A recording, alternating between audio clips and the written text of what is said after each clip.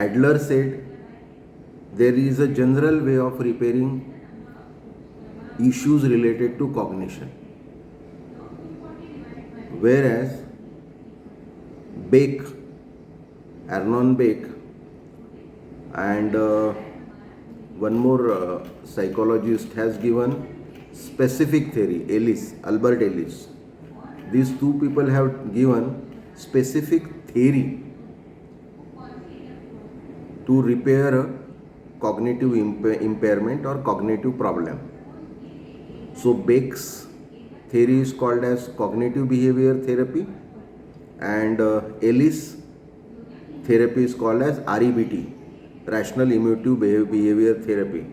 Many of people I have seen spends 5,000 6,000 rupees in a 5-star hotel, and they attends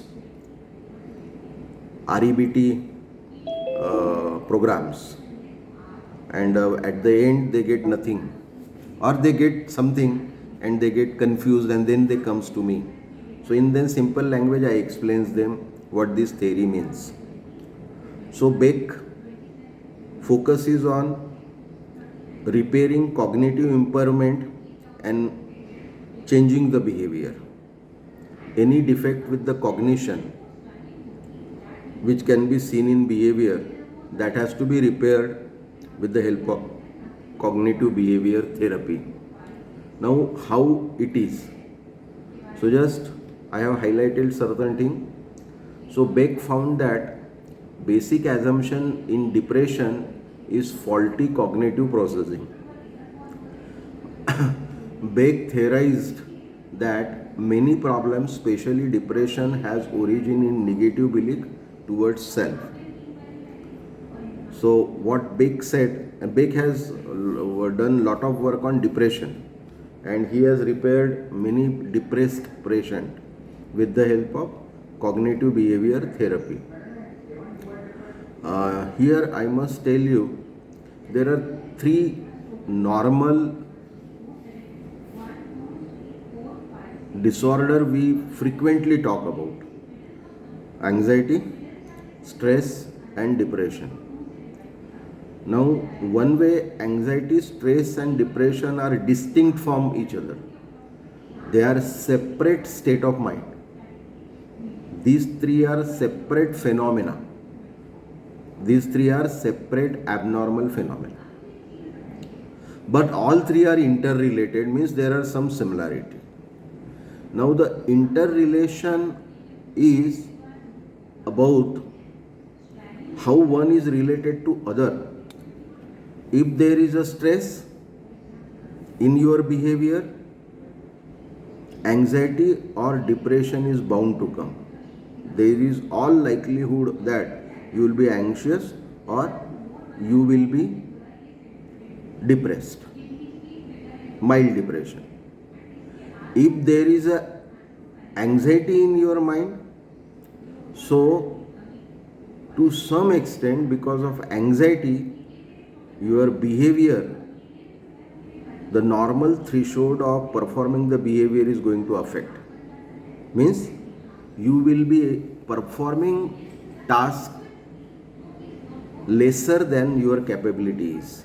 So that way anxiety is related to stress. Means stress will come early. In other words, if you are anxious, the stress will come early. And if you are depressed, your actions goes completely stopped. Severe depression. And in a mild depression, your action gets wrong. You do something wrong. So that way these three are interrelated. Now out of these three, Beck has dealt with the depression. Now what he said, there is a triad of three things: pessimism, assumption, and overgeneralization. So when you have a pessimistic view of yourself or people around you, and this pessimism further results into bringing negative thoughts in the mind. Negative beliefs are further comes to the conscious level. Negative beliefs comes to the conscious level. And when negative beliefs comes to the conscious level, your mind react. Why your mind react? Because your mind is basically positive. There is a gene of positivity in our brain. Positivity is governed by genes, whereas negativity has no genetic orientation, it comes from outside. So what you try, how you assume that you want to overcome the problem. Any negative belief or any negative things comes in your mind, you want to overcome the problem and you try for becoming perfect. Now this process is complementary. Pessimism increases, assumption changes. Pessimism increases, assumption changes, and it goes on changing. That causes certain type of abnormal behavior, certain type of disorder called as anxiety, stress, depression, वगैरह वगैरह. Now, Bake also said that there are some cognitive errors, cognitive biases which we develop in our mind as a result of pessimism and negative assumptions. As a result of pessimism, negative thoughts, and assumption of I want to become a perfect. And this overgeneralization leads to emotional disturbances. Finally, you become emotionally disturbed. Now, एक बात आप पक्की समझ लीजिएगा. When I say anxiety, the base of anxiety is thinking. Anxiety के base में thought होता है. Then it is related to your action and your feeling. Now, when I talk about stress, stress के बेस में behavior रहता है. Stress is reflected in behavior. Then it gets related to thoughts and feeling. And depression के base में emotions रहती है. And then it gets related to your thoughts and your behavior. So इस प्रकार का ये साइकिल है, सर्कल है. So एर्नॉन बेक ने डिप्रेशन को हैंडल करने के लिए लगभग 6 कॉग्निटिव एरर्स को कैसे डील करना ये बताया है. Now schema is the pattern of organising thoughts in a particular way. मैं एग्जांपल लेके भी बताऊंगा. पहले बेक ने क्या कहा ये हम आप समझ लेते हैं. स्कीमा, इसको हम न्यूरल नेटवर्क भी बोलते हैं. जब हम स्कीमा बोलते हैं so it is neural network. Schema and neural network is most synonymous. Schema is bunch of neurons for certain thought, and neural network is the complete neural network of schemas. So, because we have a genes of positivity, we want to be perfect. We strive for it, and when we strive for it, pessimism and negative beliefs are at that time strong in your mind, and then you make errors. And that are 6 type of cognitive errors referred by Bake.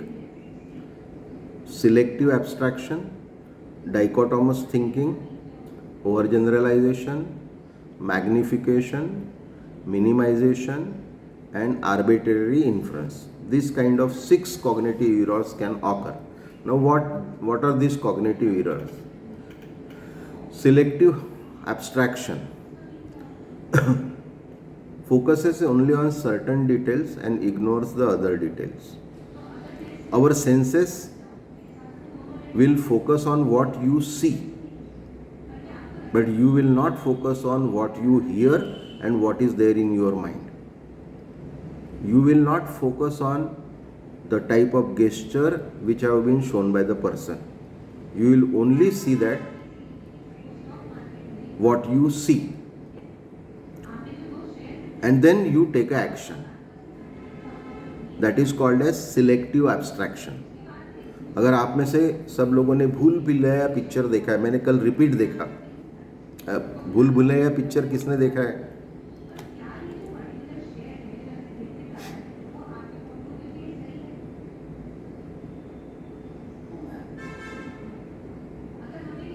आप नए जन देखा है।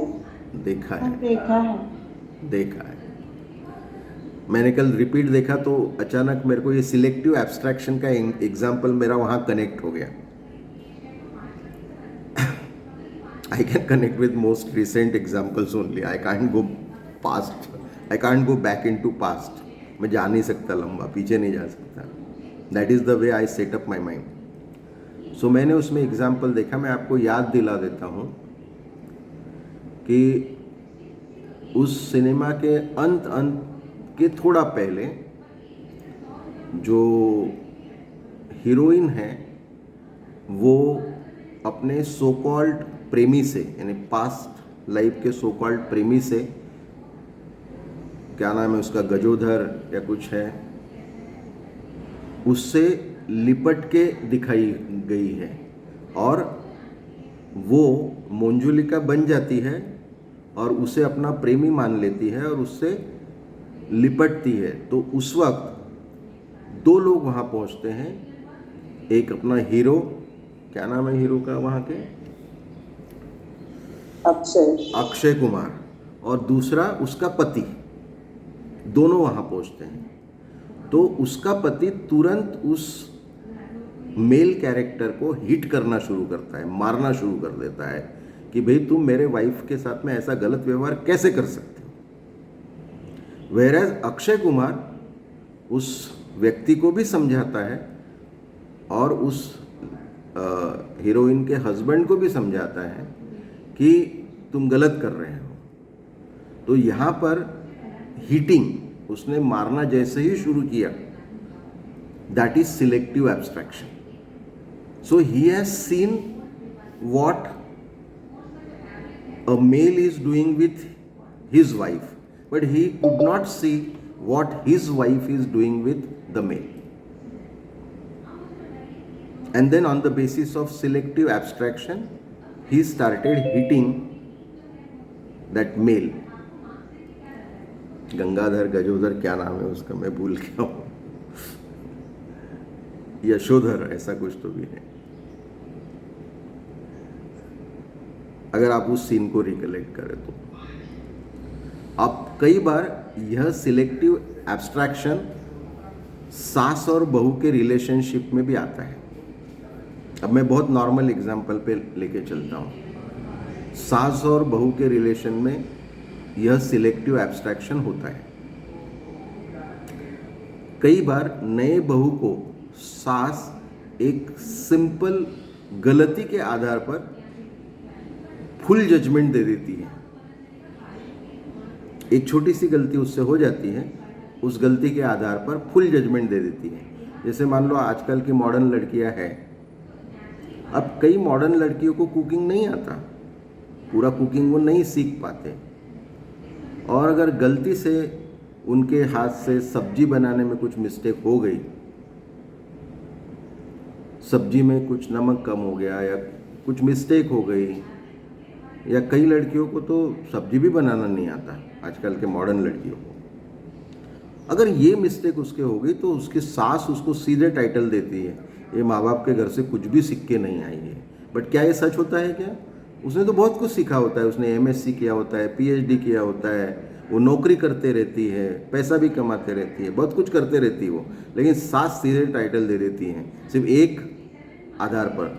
सो एक आधार जो लिया गया है उसी को सिलेक्टिव एब्स्ट्रैक्शन कहते हैं, that is selective abstraction. I hope you understood. Now dichotomous thinking, ये बहुत कॉमन है, पर्टिकुलरली इसको बाइपोलर भी थिंकिंग बोलते हैं, और ये नेचुरली हमारे लाइफ में, हमारी उम्र के 12वें से 14वें साल के बीच में आती है, 18 महीने से 2 साल के लिए, जिसमें हम यस या नो वाले टेंडेंसी पे रहते हैं।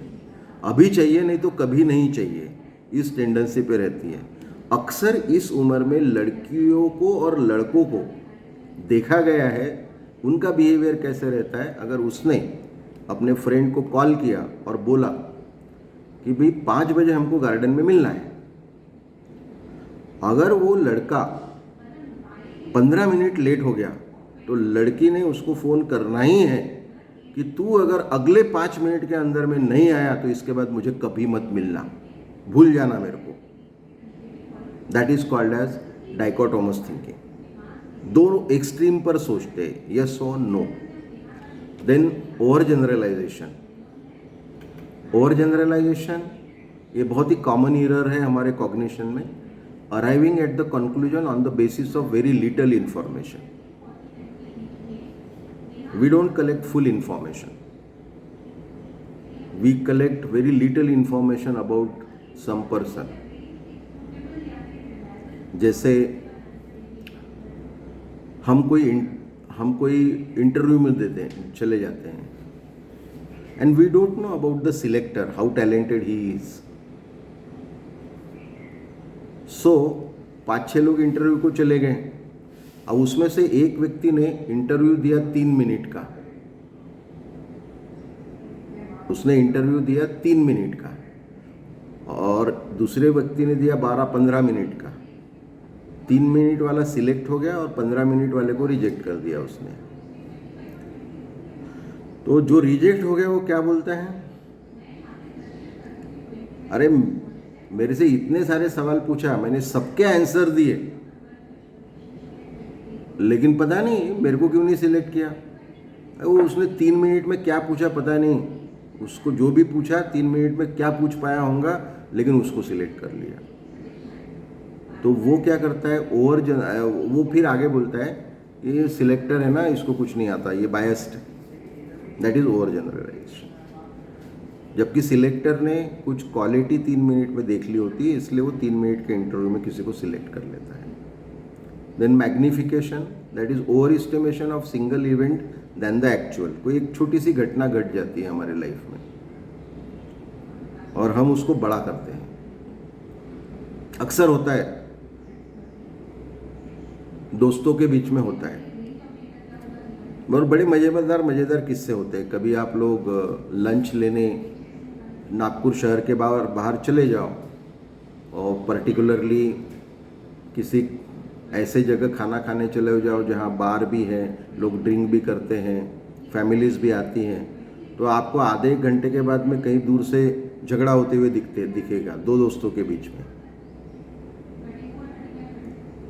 एक छोटी सी बात को लेकर झगड़ा शुरू होता है और वो फिर बहुत बड़ा हो जाता है। अभी मैं उस दिन मेरे फ्रेंड्स के साथ कहीं गया था, तो जो पार्टी दे रहा था उसने